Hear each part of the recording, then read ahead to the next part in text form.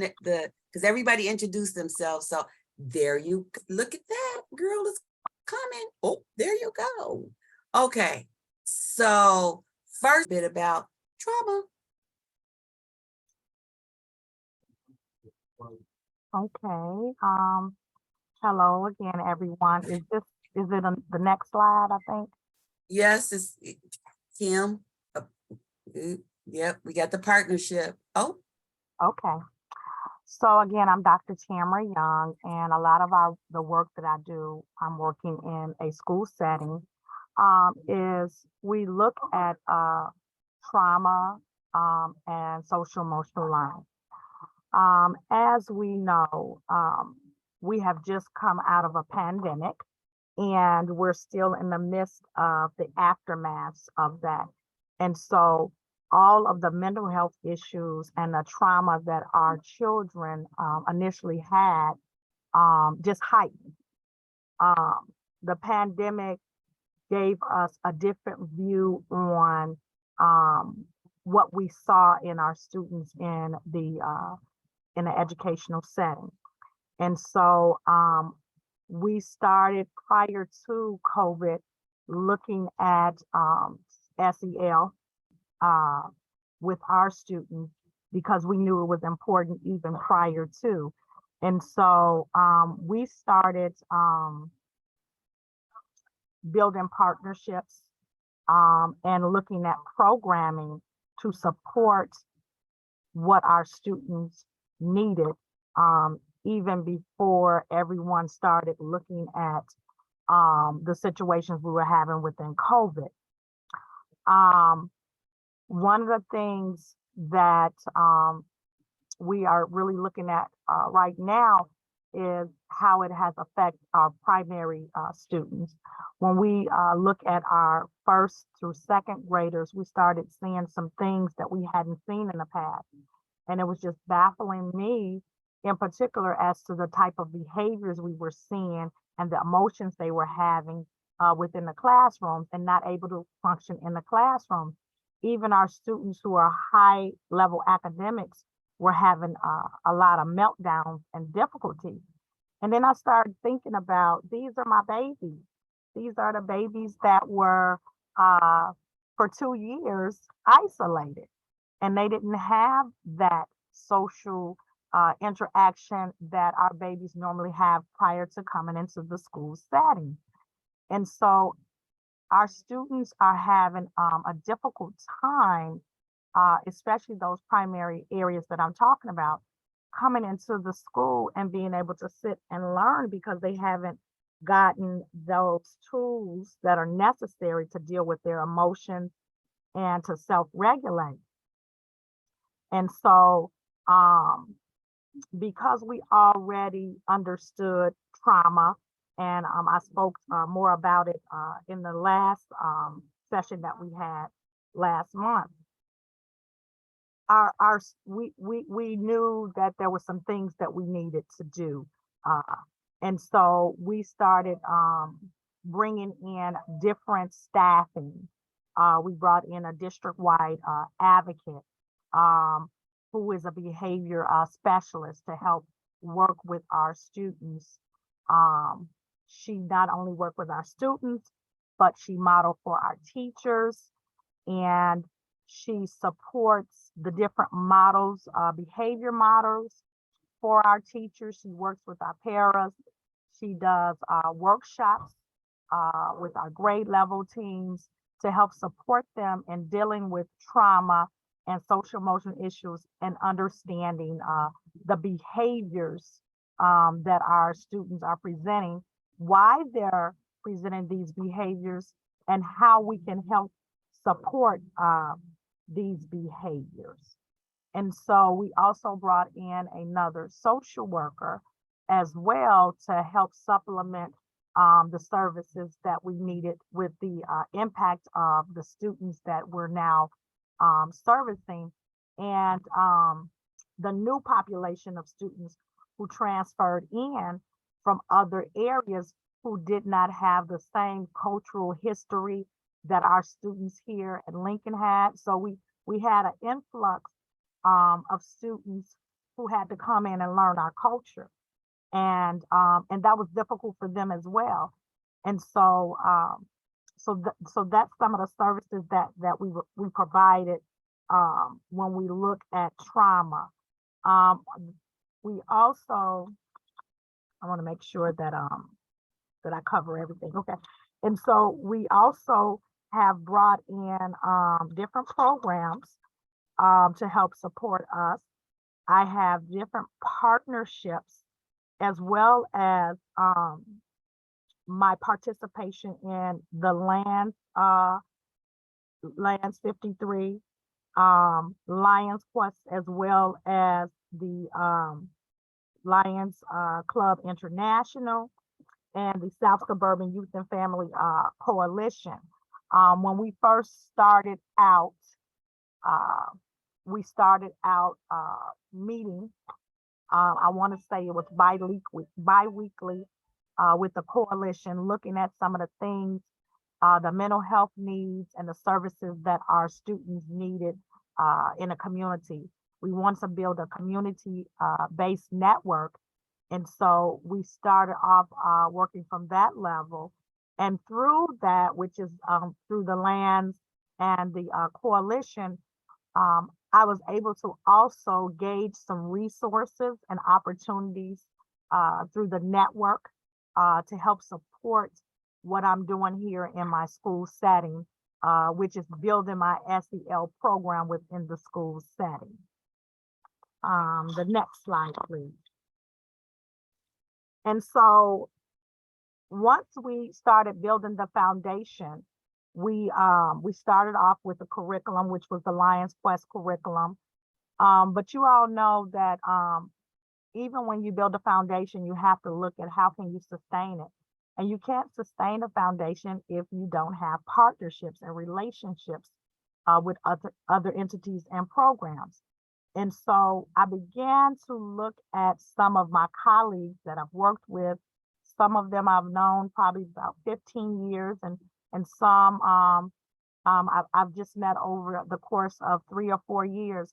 But all of them had something that would help support the purpose of my SEL program. And so I began to start working with them, talking with them, networking with them on their type of expertise so that I can help support the students that I had before me with looking at their culture, looking at the climate of the school, and looking at the mental health issues that we have within the school and how we could support them.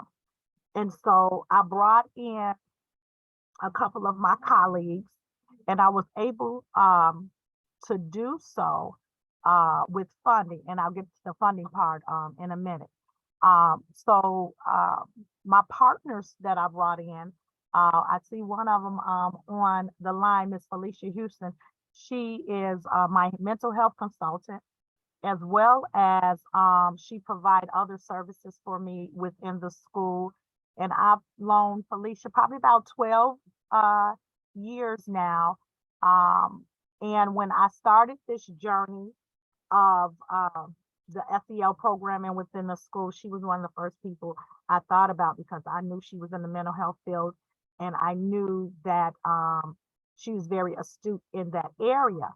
And one of the first things I asked her to do is to provide a space for my girls where they can come and talk and connect and find a safe space where they can talk about their emotions and any type of things that were troubling them. And so she created a girls group.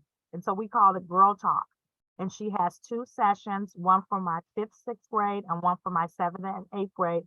And she's been doing this now for 3 years, I want to say, and it's been very successful. This is a program where my girls can go to really talk about issues that they may not be able to talk about to their parents or other peers or even their teachers. And then they learn etiquette and responsibility, and they learn all those soft skills that they need to be successful as well as Felicia does workshops for me for trauma and mental health. And one of the kickoffs for the beginning of the year is for our retreat. She did a mental health workshop for all of my admin, inclusive of my school board. And I thought it was very important that we had that workshop at the beginning of the school year, because we needed all our stakeholders on board, especially our board members. Sometimes the people at the top do not know the impact that mental health can have on not just our students, but our staff, our parents, and the whole community. So we wanted to make sure that we brought that knowledge to the board, because they're the ones who ultimately make the decision. Even though I bring programs in with some of the funding that I have, we have to get the approval of the board. And so you want to make sure that the people at the top, your leaders, are aware of what's going on, the importance of what you're doing, and how it affects our students and our community. I also brought in Dr. Patrick Rice from Student Consultant Services, and he provides PLO services, which is professional learning communities, working with my teachers and my admin in the building to help support them in working together in groups for their instruction and implementation in the classroom. We also have partnership for resilience, Ms. Argy Mason, where we work on Southland initiatives with our admin and our union representation, working together to support our steering committee, which is our teachers and our paras, who created goals.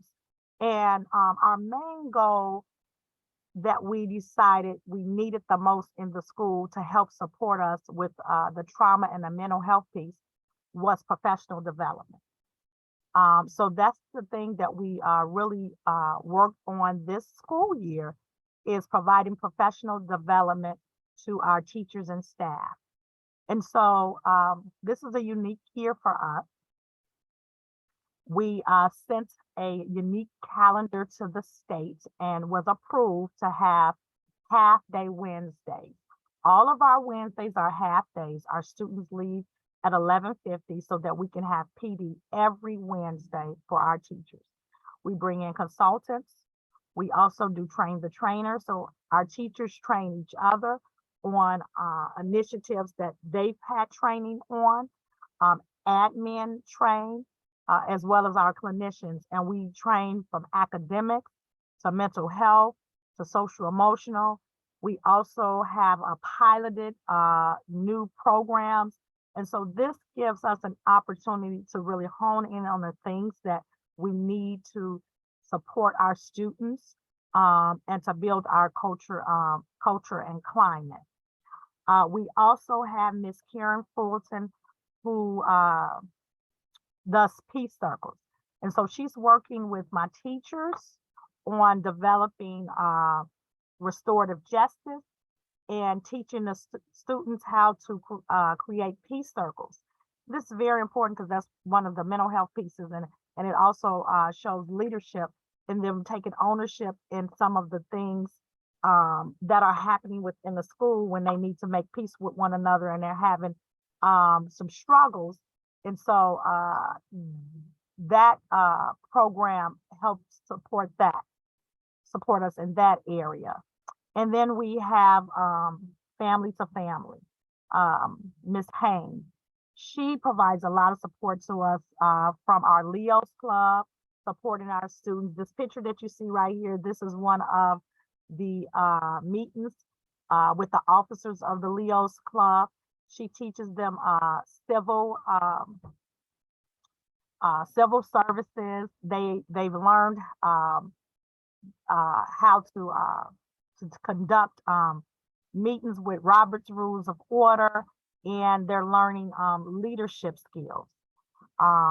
So we have our different programs that comes along with our partnerships, which we have another group, Polished Pebbles, which is a girls group they teach girls about communication and leadership. We have Champs, which is a all boys group mentoring program. We have our male teachers who's a part of it, as well as community leaders who come in and support our male students. So we have a lot of things going on in the district, from partnerships to programs that will help us preserve what we're trying to do with our SEL programming.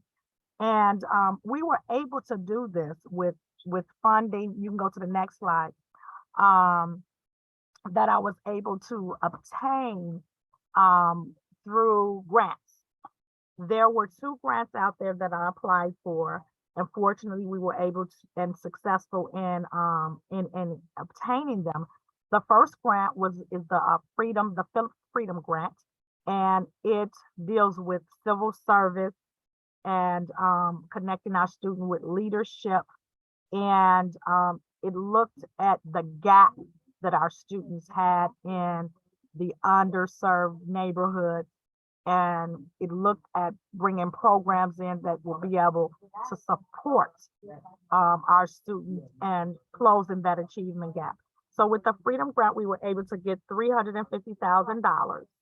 And the next grant was the Community Service Grant, and we were able to get $630,000. And so this helped fund the programs that we brought in, as well as the partnerships and the deliverables that we have within those partnerships. And you can see in this one slide, we have, it says, welcome to Lincoln STEM Lab 21st Cent Ed. Now that 21st Cent Ed was purchased through the Freedom Grant, and that is a remote STEM program that that all of our students have access to. So through those grants, we were able to provide academics programs as well, tutoring services, and all of the partners that I discussed as well. Also, being the Lions Quest chair, I have connection with Lions Club International, where they sponsor some of the initiatives that has come out of the foundation that we created with our SEL. And so I was fortunate enough to obtain a budget from them. And through that budget, I am able to support other programs from other schools who want to start their SEL programming. And so I'm able to go in and help them pilot with the curriculum and get support from Lions Club International, where they can get training. And so right now I'm working with Country Club Hills School District 160, and I have a couple of more that we've been talking to, 215, and one of the Lions Club members from Glenwood had an interest, as well as one of the Orland Park educators. And so we're in communication with them because we know that this is some things that our students need.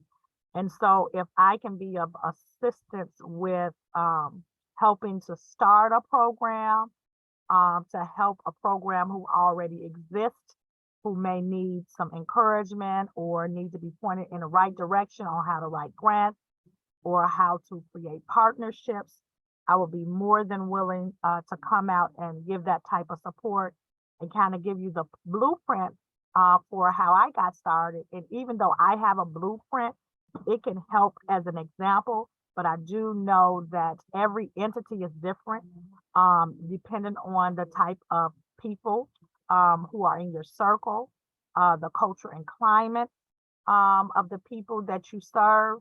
And so you also need to take that into consideration. But I still want to extend my help to anyone who might need some support in building their SEL programming, looking at the trauma as well as the mental health and the social emotional learning. Are there any questions? I don't have any questions, but I would just say that that is absolutely awesome, Dr. Young, that you would be willing to meet with people. And she is an absolutely fantastic resource for schools. And I just would encourage anyone who needs any help with social emotional learning or putting together a curriculum to please reach out to Dr. Young. And I'm sure Dr. Young will put her information in the chat box. Yes, I'll do that. Okay, and Ariel just said keeps doing amazing things, Dr. Young. Thank you. All righty. Thank you, thank you, thank you. We know that you have to jump.